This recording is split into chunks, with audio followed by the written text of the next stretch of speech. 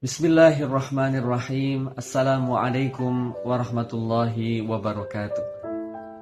Alhamdulillahirabbil alamin. Wassalatu wassalamu ala asyrafil anbiya'i wal mursalin wa ala alihi wa sahbihi ajma'in. Amma ba'du. Ikhwah fillah rahimakumullah. Coba ingat-ingat saat kita mendengar seorang artis luar negeri yang super terkenal hendak melaksanakan konser di Indonesia, dari mana kita mendapat informasi tentang hal tersebut? Biasanya dari panitia penyelenggara atau event organizer yang bersangkutan, atau mungkin pihak-pihak yang bertanggung jawab untuk urusan promosi dan publikasi. Mereka pastinya akan memanfaatkan berbagai media untuk menyebarluaskan berita kedatangan sang artis tersebut, baik media cetak, media elektronik, maupun media sosial. Jadi memang sudah sewajarnya saat orang penting akan datang, maka panitia yang bertugas mempublikasikan kabar tersebut. Nah, bisa dibayangkan jika yang memberi kabar itu justru orang-orang pentingnya. Siapa yang akan datang? Pasti jauh lebih penting lagi. Apalagi jika yang memberi kabar bukan sekedar orang penting saja, melainkan golongan para nabi dan rasul. Siapa gerangan yang akan datang?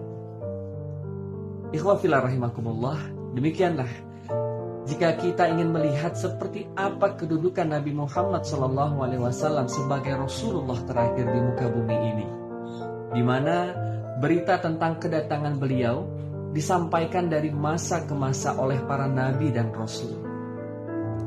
Sejak zaman Nabi Adam hingga Nabi Isa, tak ada seorang nabi pun kecuali mempublikasikan tentang Rasulullah SAW sebagai penutup para nabi.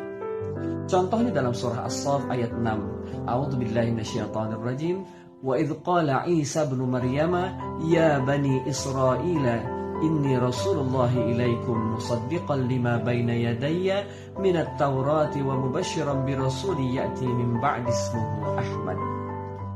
Dan ketika Isa putra Maryam berkata, hai Bani Israel, sesungguhnya aku adalah utusan Allah kepadamu, membenarkan kitab sebelumku, yaitu Taurat, dan memberi kabar gembira dengan datangnya seorang Rasul yang akan datang sesudahku, yang namanya Ahmad.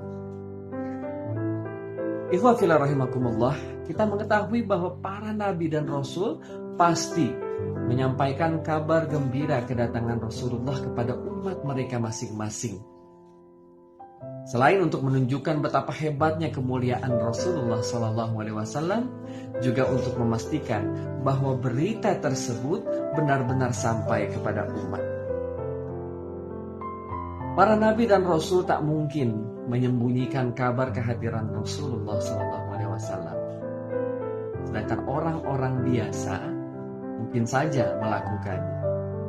Buktinya ada dalam kitab Sejarah Kehidupan Rasulullah SAW karangan Syekh Abdurrahman Ad-Dibai. Diceritakan di sana tentang seorang alim dari kalangan Bani Israel yang mengajarkan seluruh isi Taurat kepada anaknya. Namun sang alim tersebut menyimpan satu bab dari kitab suci Taurat dan menguncinya rapat-rapat di tempat penyimpanan. Rupanya masih tersisa satu bab yang tidak ia ajarkan kepada anaknya.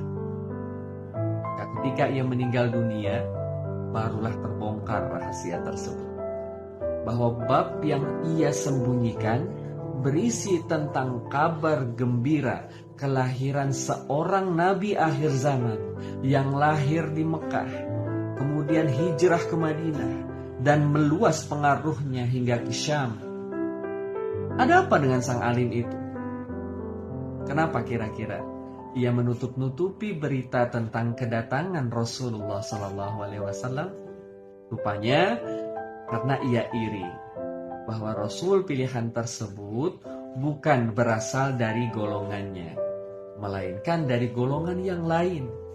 Rasa iri benar-benar membutakan mata hatinya. Oleh karena itu, kita sebagai umat Rasulullah SAW, mari kita syiarkan kembali kepada orang-orang ramai tentang betapa hebatnya kedatangan sang Rasul mulia tersebut. Ikhwatillah rahimakumullah, mari kita menyambut momentum kelahiran Rasulullah dengan semangat menghidupkan kembali sunnah-sunnahnya dan menggemakan ajaran-ajarannya. Selamat menyambut bulan Rabiul Awal, bulan kelahiran Rasulullah SAW yang tercinta. Mohon maaf jika ada salah-salah kata. Wallahul muwaffiq ila aqwamit thariq. Assalamualaikum warahmatullahi wabarakatuh.